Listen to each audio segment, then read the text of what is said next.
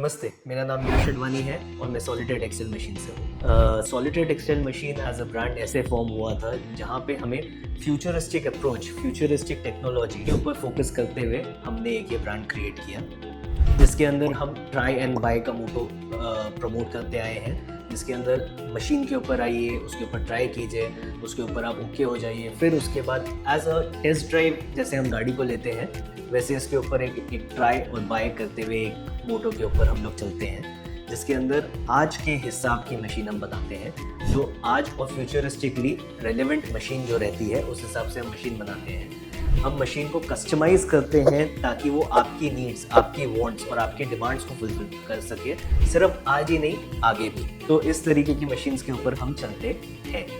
Solitaire as a brand इसके ऊपर focus करता है कि हम कैसे आगे पीछे चल के प्रॉपर R&D के साथ मशीन को सामने रखें और आपको उसको यूटिलाइज करते हैं, उसके ऊपर हम ग्रो करें। हम लोग वीविंग मशीन्स में डील करते हैं। वीविंग मशीन्स में हमारे पास रेपियर जकार्ड्स और एजेड लूम्स हैं।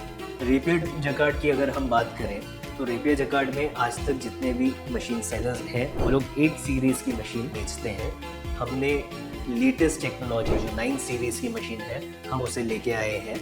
9 सीरीज़ की मशीन की अगर हम बात करें तो इसके अंदर एरोडायनेमिक्स इस हिसाब की है कि जो मशीन है थोड़ी आगे झुकी हुई है, जिसकी वजह से उसके अंदर lowest breakage time, highest possible speed, minimum vibration के साथ ये मशीन आई है। जब हम 9 सीरीज़ की बात करें तो इस मशीन को हम अल्टीमा 909 के नाम से बोलते हैं। अल्टीमा 909 के अंदर हम लोग मशीन को अगर साइड से देखें तो 2 पीस बॉडी के अंदर रखा हुआ है, साइड सपोर्ट और मशीन, जिसके अंदर जो उसका रोटेशन टाइम है वो मिनिमम रहता है, जिस वजह से उसको हायर स्पीड पॉसिबल हो पाती है। मशीन थोड़ी सी आगे झुकी हुई जो कि एरोडायनेमिक्स के हिसाब से बनी हुई है, जिसकी वजह से उसका जो बीटअप है वो काफ़ी स्ट्रॉन्ग होता है। 5 वे कैम बीटअप की मशीन है वो, जिसके अंदर अब तक जो था वो 3 और 4 वे कैम बीटअप की मशीन आती थी। ये पहली बार ऐसा है कि हमने 5 वे कैम बीटअप की मशीन लेके आए हैं, जिस वजह से जो इसका ठोकर है, जिस वजह से जो इसका बीटअप है वो काफ़ी स्ट्रॉन्ग और पावरफुल रहता है, जिस वजह से जो कपड़े की बैठक है वो आपको काफ़ी बेटर मिलती है। अब तक क्या होता था कि 14 से लेके 18,000 तार के बीच में जाले बांधे जाते थे, जिसके अंदर हम बेसिक जो प्लेन कपड़ा था वो बनाते थे। फिर धीरे धीरे सैटिन का चलन आने लगा।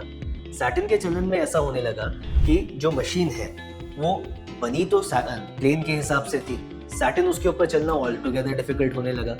बट हम लोगों ने ऑलरेडी मशीन्स इस हिसाब से बना के रखी थी कि उसके अंदर सैटिन का वेट लेना पॉसिबल था, जो हायर स्पीड पे कम से कम ब्रेकेजेस के साथ, मतलब बेटर एफिशिएंसी के साथ मशीन सैटिन की उसके ऊपर चलना पॉसिबल हो पाई। तो जो पहले 10 से 12 ग्राम की वेट टेकिंग कैपेसिटी थी जाले की, वो बढ़ते हुए उसके हुक्स को हमने 16 से 20 ग्राम तक की कैपेसिटी तक लेके चले गए, जिस वजह से जो वीविंग फैब्रिक्स हैं वो बेटर, हायर स्पीड पे और कम ब्रेकेजेस के साथ बनने लगे। तो जो हमारा मोटो था इसके अंदर कि हमें कस्टमाइज मशीन्स बनानी है जो आपके बेसिक रेगुलर बेसिस पे जो कपड़े बनाने हैं उसके लिए रेलेवेंट हो, वो वहाँ पे पॉसिबल हो पाए। अब अचानक से चलन आया शाफ्टलेस जकार्ड्स का, बट लूम्स के अंदर मोटर ऐसी अवेलेबल थी ही नहीं जिसके अंदर ऑलरेडी एग्जिस्टिंग मशीन के ऊपर हम शाफ्टलेस जकार्ड लगा पाए।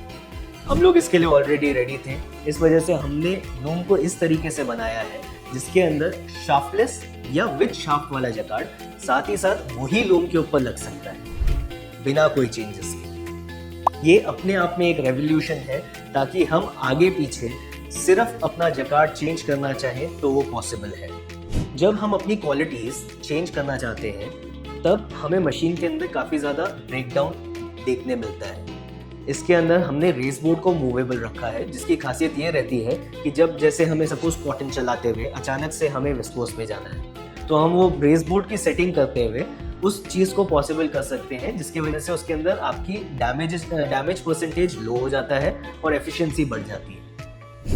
इस मशीन के अंदर हमने कटर को इस तरीके से प्लेस किया हुआ है कि जो मैक्सिमम कटिंग कर सके मिनिमम वेब ब्रेकेजेस के साथ। एक इम्पॉर्टेंट फैक्टर हमने इसमें ऐसा किया है कि जो मशीन की बॉडी है उसके अंदर हमने 9 इंच का फ्रेम रखा हुआ है, which is considered very heavy, काफ़ी हैवी इसे माना जाता है, तो जिसकी वजह से मशीन के अंदर वाइब्रेशन हम लोएस्ट लेके गए हैं। तो ये अपने आप में एक रेवोल्यूशन है। ये सब इसलिए ताकि आपका वीविंग कॉस्ट मिनिमम हो सके और आपका प्रोडक्शन मैक्सिमम हो सके।